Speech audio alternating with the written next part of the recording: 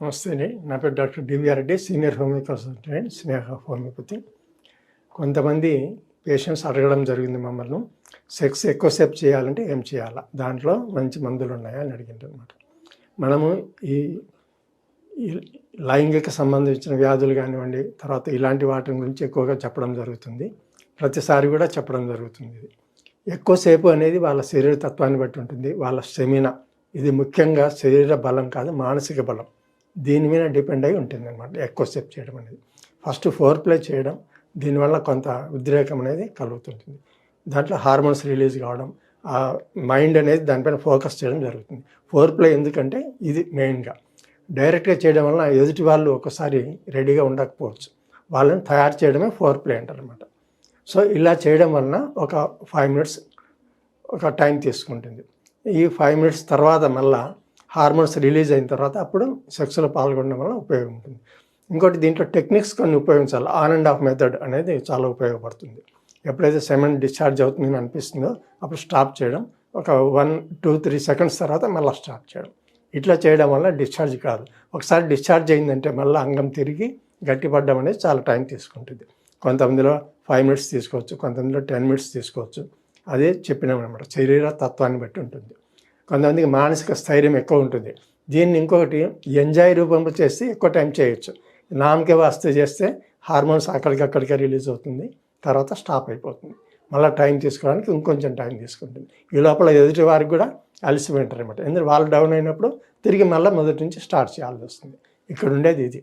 అందుకు మధ్యలో బ్రేక్ రాకుండా ఆ టెక్నిక్స్ కొన్ని ఉపయోగించి అది కంటిన్యూ ప్రాసెస్లో ఉంచడం వల్ల ఎక్కువసేపు చేయడం జరుగుతుంది. అంతేకాని ఎవరైనా కూడా మ్యాక్సిమం 3 to 5 minutes కరెక్ట్గా చేయగలుగుతారనమాట. అంతకన్నా ఎక్కువ ఉండదు. ఎక్కువసేపు చేయాలంటే ఇప్పుడు నేను చెప్పిన ఫోర్ ప్లే ఒక 5 minutes, జనరల్గా ఇంటర్ కోర్స్ ఒక 3 minutes, మళ్ళీ దాని తర్వాత కంటిన్యూ ప్రాసెస్ హగ్గింగ్ అని ఇలాంటివి చేయడం వల్ల ఒక 10 minutes వరకు ఎంటర్టైన్ చేయొచ్చు టోటల్గా. అంతేగాని లాంగ్ అంటే 1/2 hour 20 minutes అట్లా. కొంతమందిలో సెకండ్ మళ్ళీ ఒక 5 minutes గ్యాప్ తోటి మళ్ళీ చేసే అవకాశం ఉంటుంది.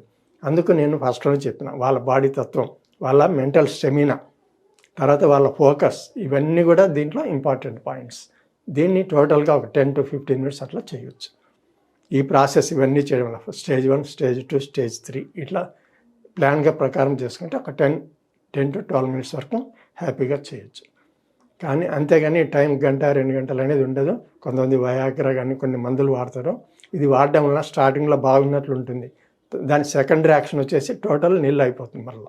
కాబట్టి ఇలాంటివి యూజ్ చేయకుండా న్యాచురల్గా మీరు టైం అనేది యూజ్ చేసుకోండి. మంచి డైట్ తీసుకోండి, ఎక్సర్సైజ్ చేయండి, తర్వాత ఫ్రెష్ అప్, మెంటల్గా మీరు టెన్షన్స్ లేకుండా ఈ ఇంటర్ కోర్స్ టైంలో హ్యాపీగా ఉండాలి.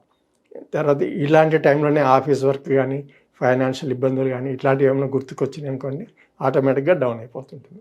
ఎందుకంటే మైండ్ డైవర్ట్ అయిపోతుంది. ఎప్పుడైతే ఫోకస్ దీనిపైనే ఉంటుందో బ్లడ్ సప్లై బాగుంటుంది, అంగం గట్టిపడడం బాగుంటుంది, మిగతా ఆలోచనలు రాకుండా ఉంటే హ్యాపీగా ఎక్కువ టైం చేయొచ్చు. అంతేగా దీనికి సపరేట్గా ట్రీట్మెంట్ ఏమి ఉండదు. మరీ ఈడీ అనే కేసులు, పిఎంఈ ఇలాంటి కేసులు అంటే కొంతమంది ఊరికి తగలంగానే డిశ్చార్జ్ అయిపోతుంది, అలాంటి వాళ్ళకు మందులు ఉన్నాయి. అంతేగాని ఇంకా ఎక్కువసేపు అనేది లేదు. ఎక్కువసేపు అంటే ఒకటే, మ్యాక్సిమం 10 to 12 minutes.